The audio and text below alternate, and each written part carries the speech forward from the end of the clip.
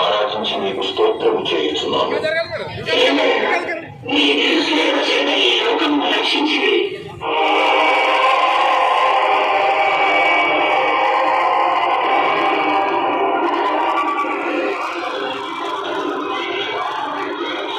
Jerusalem నగర వీధులన్నీ దద్దరిల్లిపోయాయి.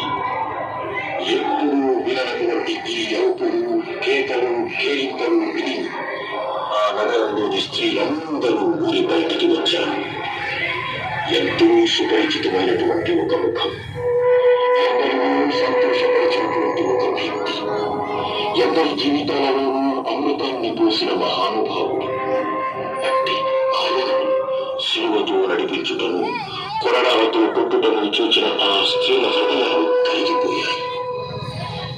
కన్నీరు మున్నీరుగా ఏడవసాగాడు. నిజంగా ఆ ఏడుపు ఆయన్ని కొత్తగా ఊరడించాయి.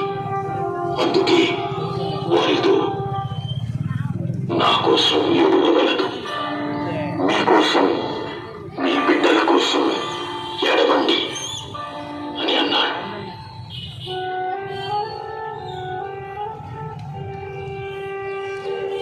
దీనులను ఓదార్చు దేవా, నీవు సహింపరాని వేదనలను అనుభవిస్తున్నా నీవు కష్టపడుతుంటే నీవు సహింపలేవు.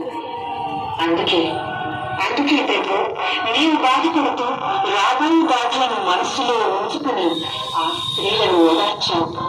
నా పాపాల కోసమే నీవే విధంగా ఆ శ్రమలను అనుభవిస్తున్నావు. నేను ఈ విషయం గుర్తుంచుకుని నా పాపాల కోసం పేతురు వలె భూమి ఇచ్చే మనసును ఇచ్చి ఇక నుంచి సన్మార్గంలో పయనించే శక్తిని దయచేయండి స్వామి.